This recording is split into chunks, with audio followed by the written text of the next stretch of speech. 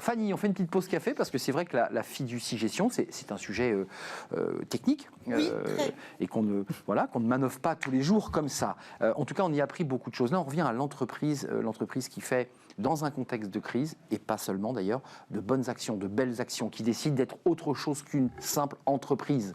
Et oui, j'ai décidé de vous présenter de belles initiatives aujourd'hui.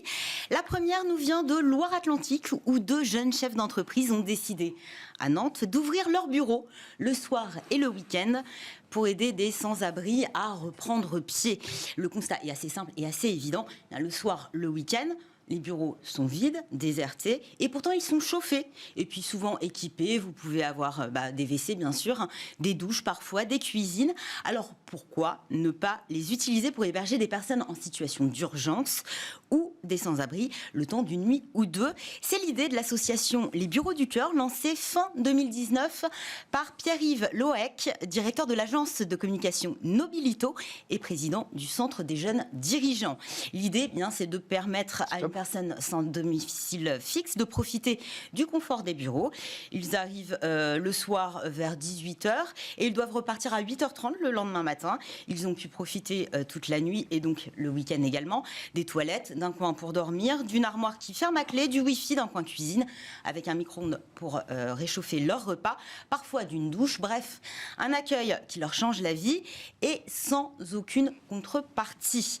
Alors au-delà de l'hébergement, c'est aussi l'idée, c'est de créer du lien, de favoriser la réinsertion. Dans l'une de ces entreprises, on a des salariés qui aident la personne hébergée à refaire son CV, par exemple. Dans d'autres, ce sont des contacts qui sont proposés pour la recherche d'emploi. Un vrai coup de pouce pour ces personnes en difficulté qui sont déjà engagées sur la voie de la réinsertion. L'idée, donc, c'est que la personne ne soit pas seulement hébergée, mais qu'elle soit également épaulée. Ça se passe comment, concrètement, Fanny ? Alors, si vous êtes une entreprise prête à héberger un sans-abri, vous prenez contact avec les bureaux des cœurs via un formulaire en ligne. Ensuite, l'association vous accompagne, vous conseille et valide les conditions de l'accueil à travers une visite.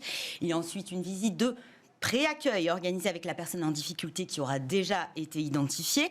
Si cette visite est concluante, vous pouvez démarrer l'accueil. L'association vous accompagne et vérifie avec vous que l'intégration se déroule au mieux.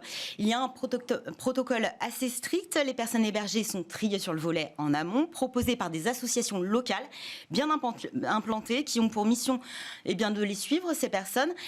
Des gens qui sont donc, comme je le disais, déjà sur la voie de la réinsertion. La personne accueillie va signer une convention tripartite avec l'association en question, mais également les bureaux du cœur. Côté assurance, l'entreprise est propriétaire des murs, c'est assez simple. En fait, il y a un débat là. Vous avez un cadre assurantiel à mettre en place, c'est comme une assurance pour bailleur, ça équivaut à peu près à 150 € par an, et si l'entreprise loue les locaux, le bailleur doit établir un avenant au contrat de location. Alors actuellement, l'initiative est locale. On est du côté de la Loire-Atlantique. On a une petite quinzaine d'entreprises nantaises qui a mis à disposition ces locaux pour l'instant. L'association aimerait se développer un peu partout en France, mais il faut déjà s'implanter dans d'autres grandes villes et notamment trouver les associations référentes pour relayer l'action et puis accompagner les entreprises accueillante. En imaginant même que certains puissent trouver un boulot, un job, grâce à l'entreprise dans laquelle ils ont dormi le soir. C'est l'idée, en tout cas. L'idée, c'est un effet levier, évidemment. On y dort et peut-être un jour on y travaille et on reprend pied. Peut-être. Autre élan de solidarité, Fanny, qui est important, c'est ces restaurateurs. Tout est fermé, mais ils ont quand même certains décidé de tendre la main. C'est vrai que ces restaurateurs, dont la crise a mis un sérieux coup de frein, voire un coup d'arrêt à leur activité, certains décident de rouvrir leur cuisine pour mettre leur talent au profit de ceux qui en ont besoin.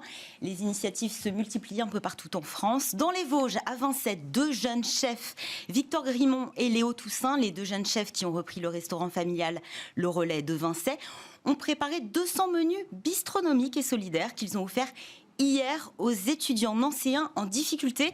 Puis on a aussi à Amiens, dans la Somme, le gérant du restaurant Ad Hoc Café, Thierry Martin, qui a lui eu l'idée de de concocter des paniers repas pour les étudiants très largement touchés par la crise sanitaire. On en parlait la semaine dernière. Et l'élan de solidarité s'exprime bien au-delà parce que pour préparer ces paniers, il a fait appel aux dons de produits, aux dons aussi d'argent. Et ils affluent. Les étudiants repartent avec 4 repas pour la semaine. La distribution va se poursuivre tous les mardis jusqu'à la réouverture du restaurant. Et puis d'autres repas solidaires sont également préparés les jeudis, cette fois à destination des associations dans les différents quartiers d'Amiens. Voilà, message concret, si vous avez besoin, il y a le Bureau du Cœur, c'est bien ça, il y a les Bureaux du Cœur, un site internet, j'imagine, pour aller vous renseigner. Exactement. Et vous inscrire pour héberger et accueillir ces personnes qui sont sans domicile. Merci Fanny pour ces belles initiatives, tant sur le plan culinaire que sur le plan, je dirais, de l'accueil de ces personnes sans domicile. Aussi plusieurs associations en fait, qui travaillent ensemble, main dans la main. En synergie. Pour essayer de mailler, parce que pour l'instant, vous l'aurez compris, ça reste assez local et assez régionalisé. Merci, on se retrouve demain, bien entendu. On fait une courte pause, mais pas café cette fois-ci.